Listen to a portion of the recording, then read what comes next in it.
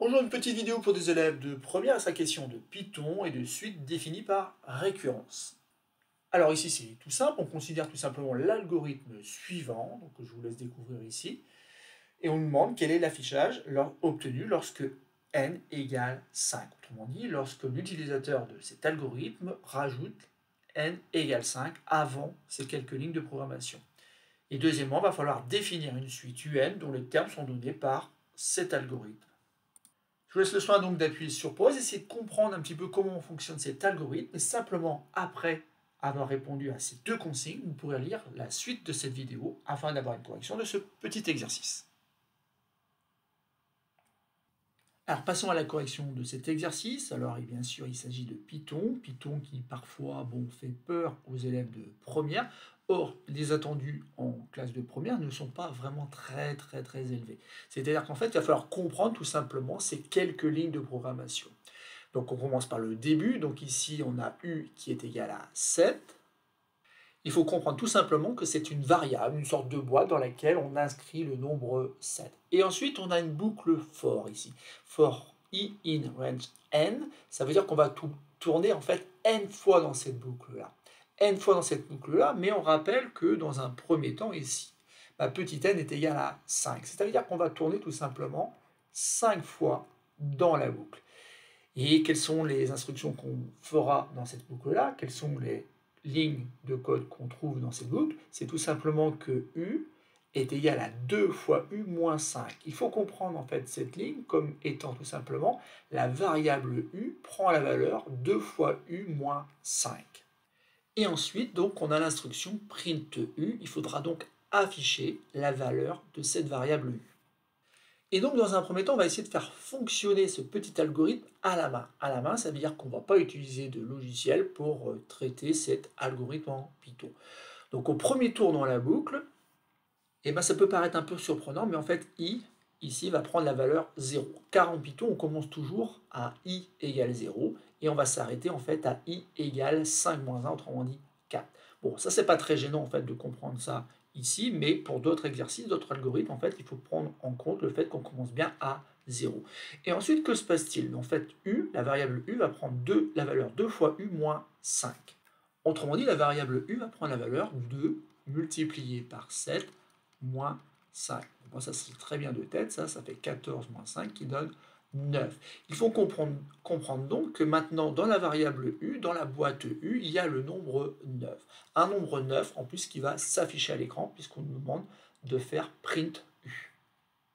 On a fait notre premier tour dans la boucle, on revient au début de la boucle, et maintenant, i va prendre la valeur 1.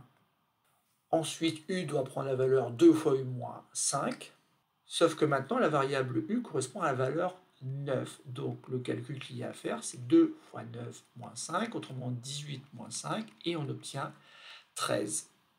Et là encore, bien sûr, on affiche le nombre 13. Bon, il faut continuer comme ça. Maintenant, on est dans le troisième tour de la boucle. I est égal donc à 2. C'est toujours pareil. U va prendre la valeur 2 fois la valeur qu'il avait avant, autrement dit 2 fois 13, moins 5, qui fait 26 moins 5, qui donne 21. Et on affiche donc ce nombre-là. On effectue un nouveau tour dans la boucle. Cette fois-ci, la variable u va prendre la valeur 2 fois 21 moins 5, et j'obtiens 42 moins 5, 37. Et enfin, i prend la valeur 4. Alors attention, i prend la valeur 4. Autrement dit, on est dans le cinquième tour dans la boucle. Ça va s'arrêter. Mais entre-temps, il faut quand même calculer la valeur de u qu'on obtient en faisant 2 fois la dernière valeur, 37, moins 5, ce qui fait donc 74 moins 5, qui donne donc 69. Et là encore, on affiche ce nombre-là.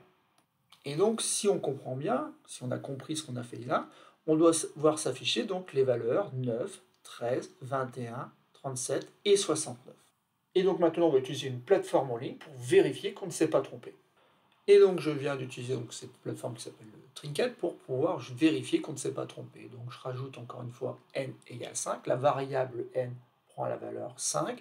Et puis après, je fais attention à l'indentation, c'est-à-dire qu'il y a un petit espace après cette boucle for, le print étant aligné avec le u d'après l'énoncé. Ensuite, donc, je vais demander tout simplement de regarder ce qui se passe. Voilà. Et assez vite, ben, j'ai 9, 13, 21, 37, 69. Ça veut dire qu'on ne s'est pas trompé, on a bien obtenu les valeurs qui sont données par cet algorithme.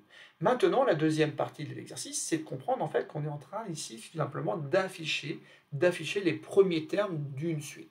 Juste une petite remarque par rapport à la programmation. Par contre, si j'avais collé le print U ici, eh ben, j'aurais eu un affichage un petit peu différent. Je n'aurais eu que la dernière valeur. En effet, ici, le print n'aurait pas été dans la boucle. Voilà pour ce petit supplément par rapport à Python.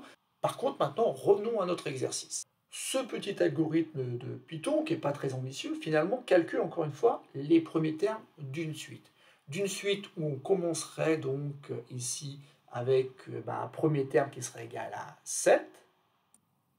Et ce premier terme, donc on peut le nommer U0. Et ensuite, finalement, on va calculer les autres termes à l'aide de ce qu'on appelle une relation de récurrence. Pourquoi? Parce que tout simplement, on se sert de la dernière valeur pour calculer la prochaine. Autrement dit, on se sert de la valeur de UN pour obtenir la valeur de UN plus 1.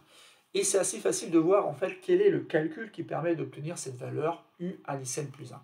On prend donc la valeur de UN qu'on multiplie par 2, d'après en fait cette ligne dans l'algorithme, et on enlève 5.